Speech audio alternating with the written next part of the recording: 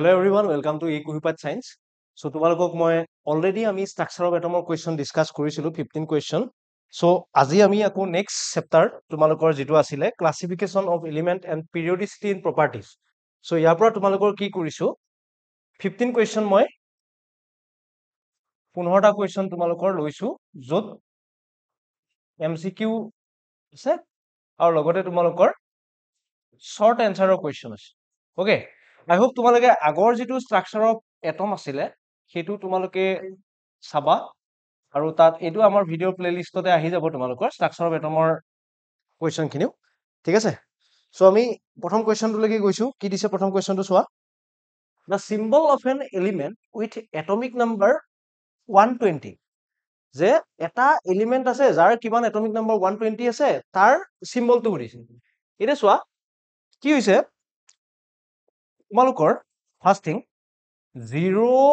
1 2 মানে IUPAC কি কৰিলে যেহেতু সবেই নিজৰ নাম দিছিলে নিজৰ কাউন্ট্ৰি যত ডিসকভাৰ হৈছিলে সেই বেসিছত কি কৰিছিলে নাম দিছিলে সো তাৰ ওপৰত অলপমান নিষেধাজ্ঞা আনি কি কৰিছিলে IUPAC কলে যে আমাৰ নিয়মতে চলিব লাগিব সো 0 যদি এটমিক নাম্বাৰটো 0 থাকে এটমিক নাম্বাৰত কিবা কাৰণত 0 সোমাই থাকে তেতিয়া কি আছিলে নীল দেন এটমিক নাম্বাৰ যদি 1 সোমাই থাকে আন আছিলে 2 থাকিলে বাই 3 থাকিলে তোমালোকৰ কি আছিলে যদি 3 থাকে তোমালোকৰ কাৰণে কি আছিলে ট্ৰাই এনেকৈ তোমালোকৰ গোটেই এখন লিষ্ট আছিলে কেমিক্যাল পিৰিয়ডিসিটি প্ৰপাৰ্টি সো ইয়াতে চোৱা এটমিক নাম্বাৰ আছে 120 সো 120 হলে 1 1 ৰ পৰা কি আহিব নীল 2 2 ৰ পৰা আহিব বাই আৰু 0 0 ৰ পৰা আহিব তোমালোকৰ কাৰণে সৰি 1 ত আহিছিলে তোমালোকৰ আন আহিছিলে 0 ত আহিছিলে নীল ঠিক আছে সো ইয়াৰ পৰা তোমালোকে যদি চাব যোৱা এটমিক নাম্বাৰ 120 ৰ নামটো কি হ'ব আনবি নীল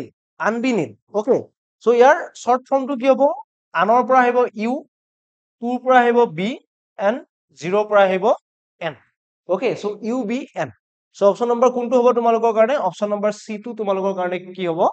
কাৰেক্ট হ'ব ওকে নেক্সট কোৱেশ্চন কৈছো আমি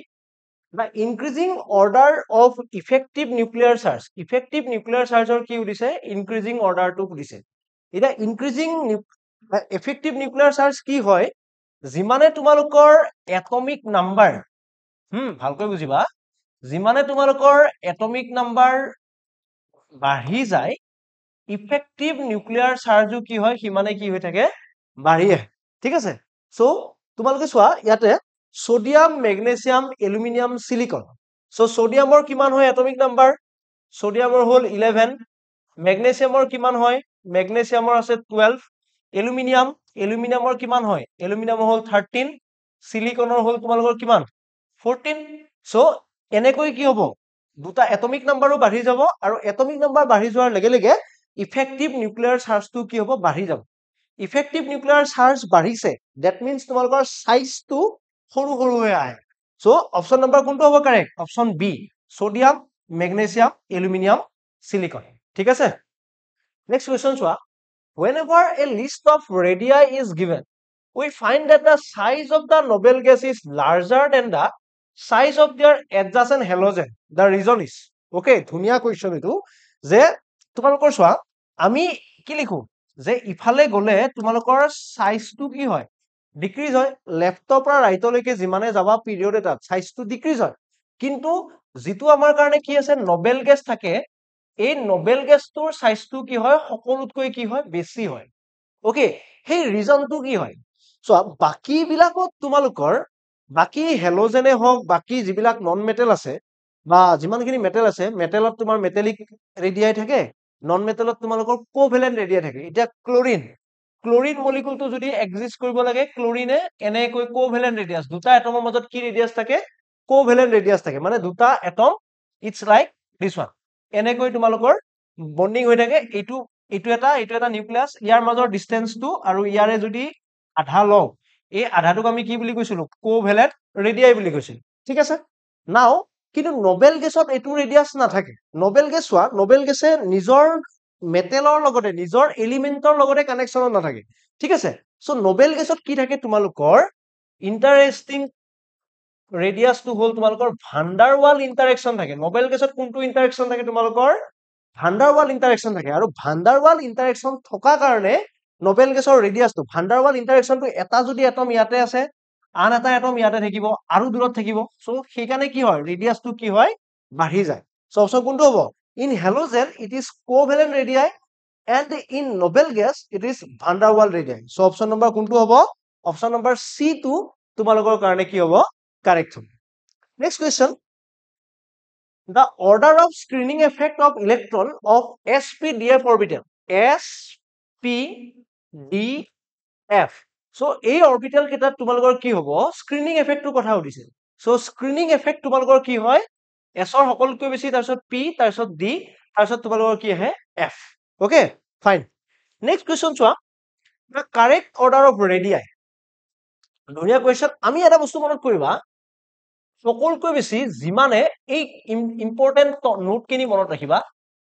যদি তোমালোকৰ পজিটিভ চাৰ্জ ইনক্ৰিজ হয় তোমালোকৰ ৰেডিয়াছ মই এনেকে লিখিছো ৰেডিয়াছ তোমালোকৰ কি হ'ব ডিক্ৰিজ হ'ব সিমিলাৰলি তোমালোকৰ কাৰণে যদি negative charge okay negative charge increase হয় ৰেডিয়াছ তোমালোকৰ কি হয় ইনক্ৰিজ হয় এই দুটা মনত ৰাখিবা এটা চোৱা সোডিয়াম আছে আৰু সোডিয়াম পজিটিভ আছে সোডিয়াম আৰু সোডিয়ামৰ পজিটিভৰ ভিতৰত সোডিয়ামটোৰ কি হ'ব এটমিক ৰেডিয়াছ কি হ'ব বা ৰেডিয়াছটো মানে সাইজটো কি হ'ব ডাঙৰ হ'ব ৰেডিয়াছ লিখোতে লিখা ভুল হ'ব আমি ইয়াতে সাইজ লিখিছো সাইজ ঠিক তেনেকৈ সিমিলাৰলি ক্লোৰিন আৰু Cl মাইনাছ ইয়াতে নেগেটিভ চাৰ্জ আছে সো নেগেটিভ চাৰ্জ যোৱাৰ লগে লগে ইয়াতে কি হ'ব নেগেটিভটোৰ কি হ'ব সাইজটো কি হ'ব অটোমেটিক্যালি বেছি হ'ব কিয় বেছি হ'ব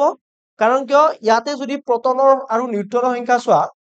প্ৰটন আৰু ইলেক্ট্ৰন ইয়াতে তোমালোকৰ 17টা থাকে ইয়াতে তোমালোকৰ কেইটা থাকে 17টা ইয়াতে প্ৰটন থাকিব 17টা কিন্তু ইলেক্ট্ৰন 18টা ইয়াতে আকৌ কি হ'ব প্ৰটন হ'ল 11টা ইলেক্ট্ৰনো 11টা ইয়াতে আকৌ প্ৰটন 11টা ইয়াতে ইলেক্ট্ৰন কেইটা থাকিলে 10টা সো ইলেক্ট্ৰন 10টাত 11টাই খুব কমকে টানিব পাৰিব মানে বেছিকৈ টানে বেছিকৈ টনাৰ কাৰণে সাইজটো কি হৈ যাব সৰু হৈ যাব আৰু ইয়াতে কি হ'ব ইলেক্ট্ৰন 17টাই 18টাক টানিব নোৱাৰে সেইকাৰণে সাইজটো কি হ'ব বেছি হৈ যাব মানে য'ত ইলেক্ট্ৰনৰ সংখ্যা বেছি হয় তাতে কি হ'ব তোমালোকৰ সাইজটো কি হ'ব অটোমেটিক্যালি বাঢ়ি যাব সো ইয়াতে চোৱা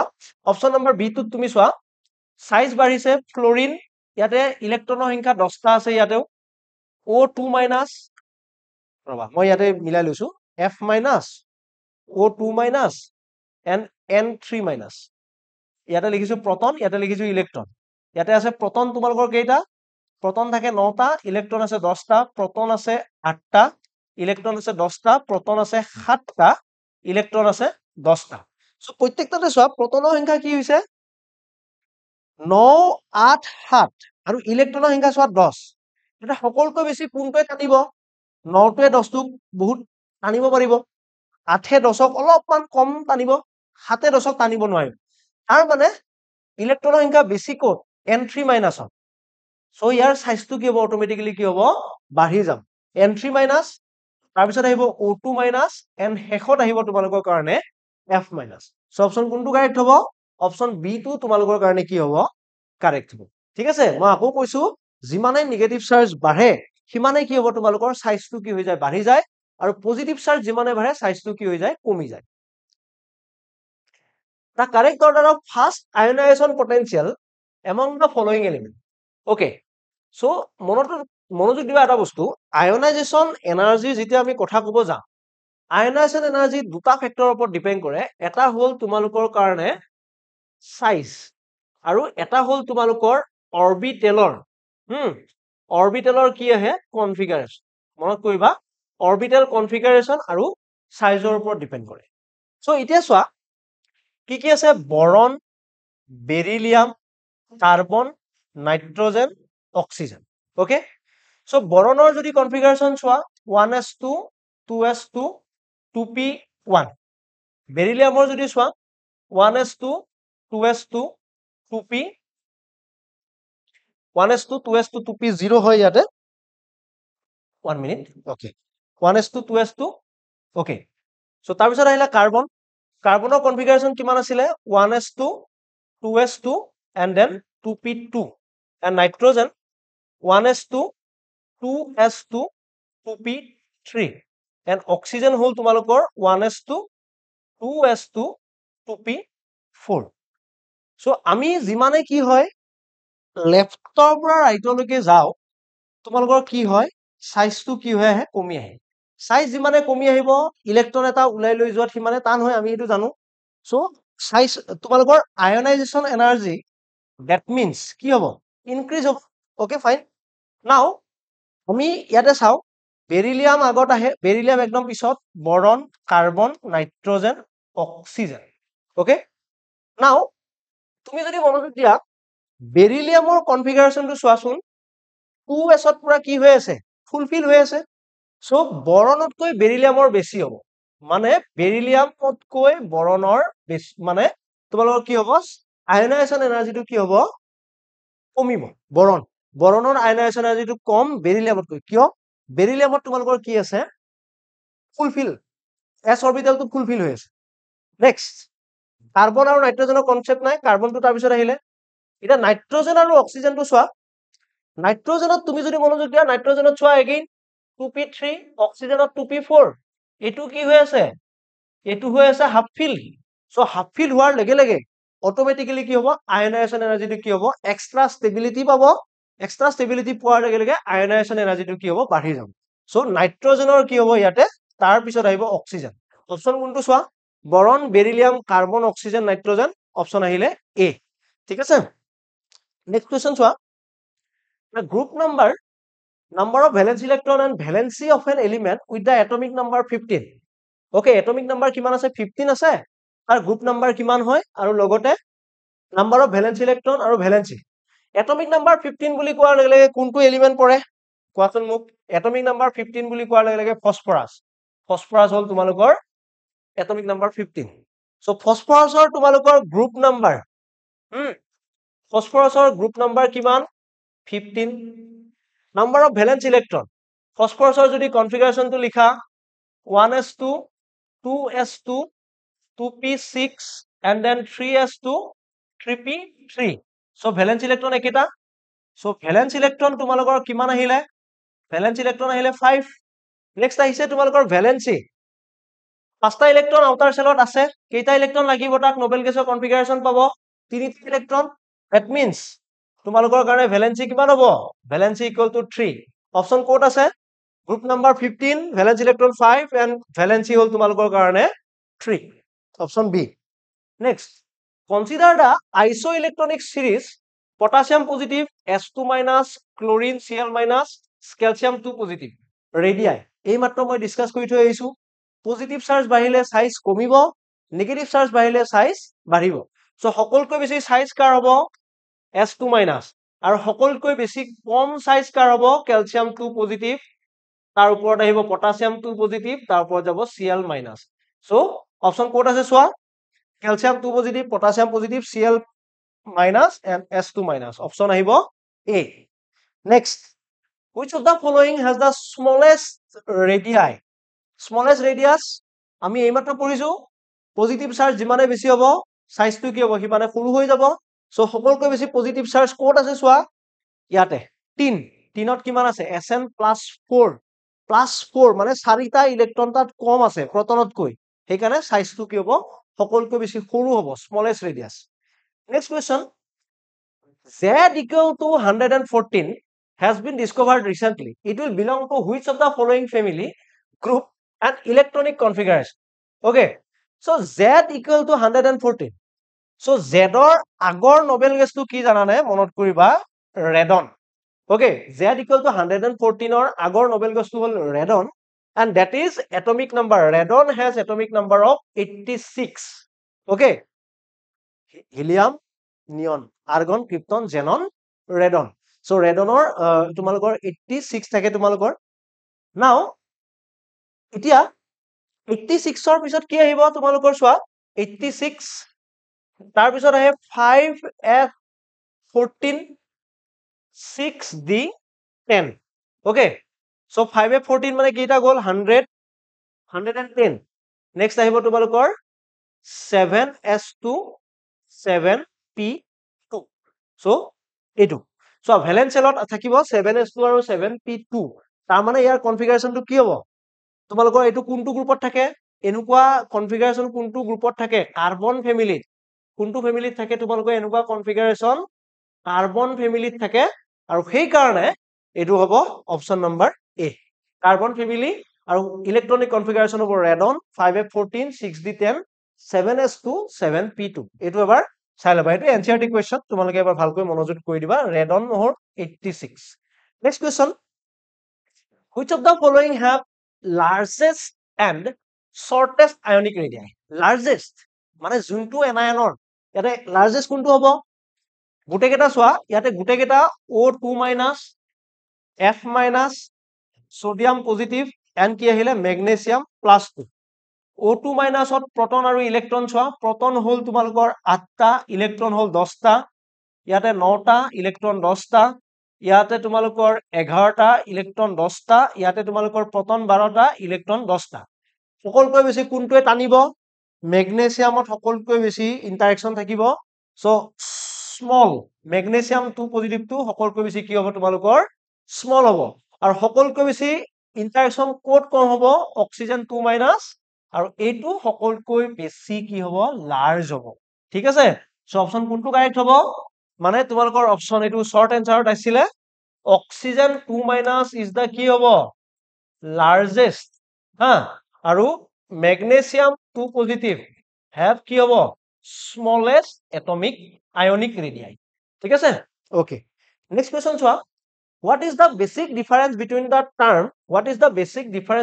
term electron gain enthalpy আৰু কি আছে electronegativity electronegativity আমি কেতিয়া দেখা পাওঁ মনোযোগ দিবা দুটা এটম A আৰু B যদি বন্ডিংত থাকে তেতিয়া আমি ইলেক্ট্ৰোনেগেটিভিটি দেখা পাওঁ মানে ইলেক্ট্ৰনটো কোনে এই দুটা এটমৰ ভিতৰত হেটাৰো এটম দুটাৰ ভিতৰত কোনে ইলেক্ট্ৰনটো কিমানকৈ তাৰ ফালে টানে হেতুকে টেন্ডেন্সিটোকে আমি কি বুলি কওঁ ইলেক্ট্ৰোনেগেটিভিটি বুলি কওঁ ইলেক্ট্ৰন গেইন এনথালপি মানে কি আছিলে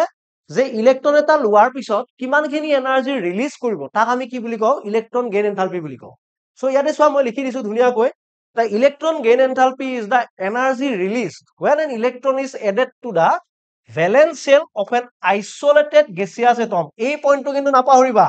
isolated gaseous atom যিকোনো এটমত দিলে নহব gaseous atomত দিব লাগিব এটমটো প্ৰথমতে যদি সলিডো আছে তাক তুমি কিহত লৈ যাব লাগিব gaseousত লৈ যাব লাগিব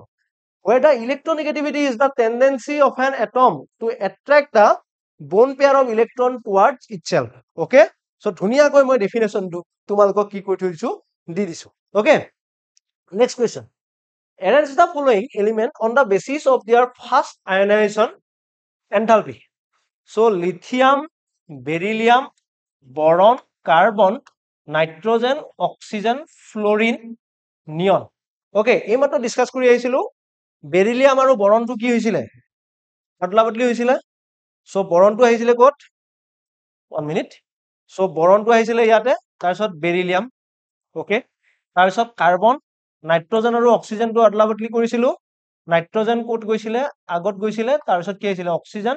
তাৰপিছত ফ্লোৰিন তাৰপিছত একদম লাষ্টত নিয়ন সো এইটো আছিল এবাৰ চাই লবা ভিডিওটো প্ৰত্যেকটা কোৱেশ্চনে তোমালোকে নোট কৰি যাবা কিন্তু নেক্সট কোৱেশ্চন